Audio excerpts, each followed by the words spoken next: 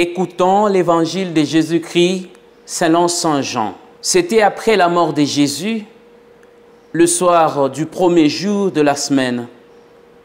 Les disciples avaient verrouillé les portes du lieu où ils étaient, car ils avaient peur des Juifs. Jésus vint et il était là au milieu d'eux. Il leur dit: « La paix soit avec vous. » Après cette parole, il leur montra sa main et son côté. Les disciples furent remplis de joie en voyant le Seigneur. Jésus leur dit de nouveau: « La paix soit avec vous. De même que le Père m'a envoyé, moi aussi je vous envoie. » Ayant ainsi parlé, il répandit sur eux son soufre et il leur dit: « Recevez l'Esprit Saint. Tout homme à qui vous remettrez ce péché, ils lui seront remis. Tout homme à qui vous maintiendrez ce péché, ils lui seront maintenus. » Or, l'un de 12, Thomas, dont le nom signifie jumeau, n'était pas avec eux quand Jésus était venu. Les autres disciples lui disaient: « Nous avons vu le Seigneur. » Mais il leur déclara: « Si je ne vois pas dans ses mains la marque de clou, si je ne mets pas mon doigt à l'endroit de clou, si je ne mets pas la main dans son côté, non, je n'y croirai pas. » 8 jours plus tard, les disciples se trouvaient de nouveau dans la maison et Thomas était avec eux. Jésus vient alors que les portes étaient verrouillées et il était là au milieu d'eux. Il dit: « La paix soit avec vous. » Puis il dit à Thomas: « Avance ton doigt ici et vois mes mains. Avance ta main et mets-la dans mon côté. Cesse d'être incrédule. Sois croyant. » Thomas lui dit alors: « Mon Seigneur et mon Dieu. » Jésus lui dit: « Parce que tu m'as vu, tu crois.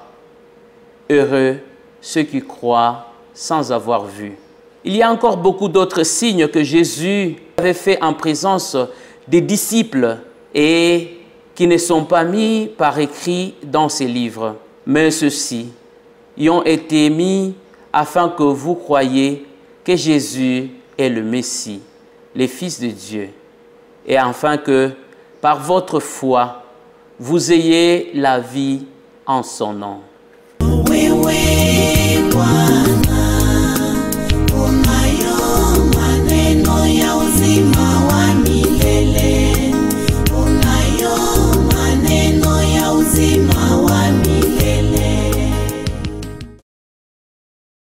Frères et sœurs, nous célébrons aujourd'hui le deuxième dimanche de la résurrection du Christ, qui est notre Pâque et l'agneau véritable qui enlève le péché du monde.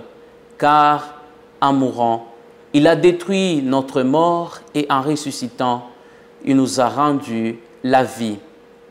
Ce deuxième dimanche est appelé aussi le dimanche de la divine miséricorde, qui invite toute l'Église à avoir un cœur de Père. Un Père qui pardonne tout celui qui confesse ce péché, et le pardon d'un Père qui est Dieu est l'expression la plus haute de sa justice envers tous les hommes. Et tout cela, frères et sœurs, se concrétise à travers le message pascal que le Seigneur lui-même annonce aux disciples. La paix soit avec vous.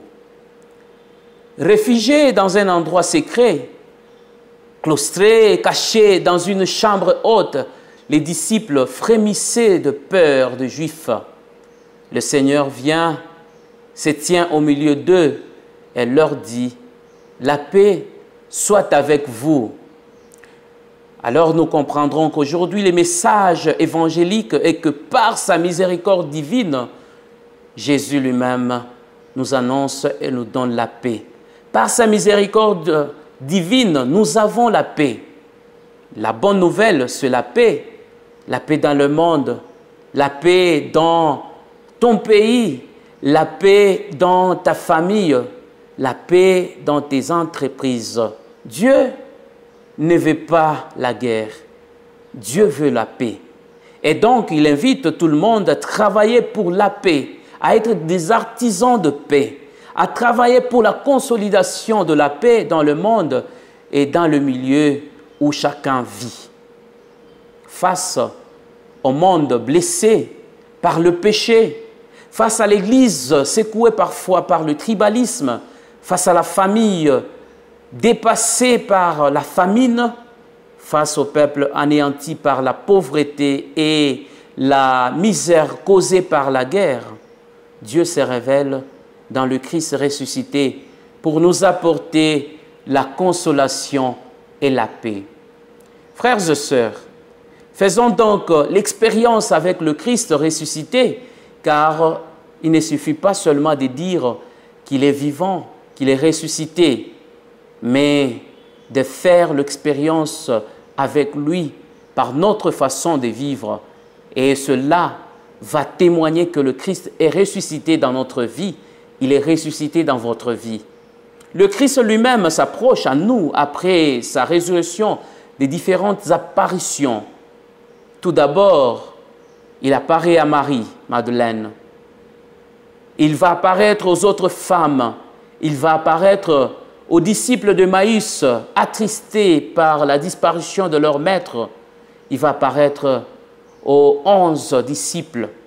Et on peut dire qu'aujourd'hui, il continue à se faire remarquer, à se révéler à nous tous, et nous fait participer à sa victoire sur la mort à travers tous ces gens qui nous entourent. L'expérience avec Jésus ressuscité veut nous faire voir aussi le comportement de l'un de ses disciples qui était absent lors de ces différentes apparitions.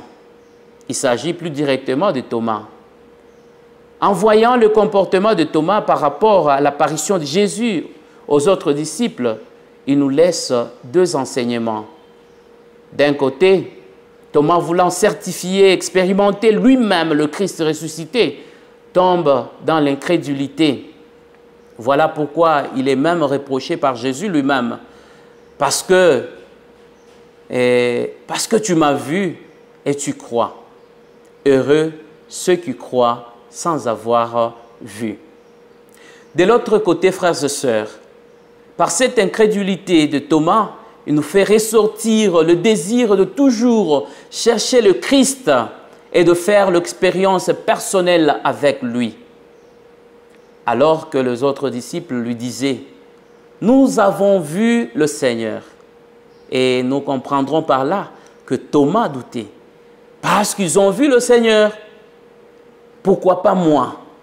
Et il voulait expérimenter le Seigneur ressuscité, faire l'expérience personnelle.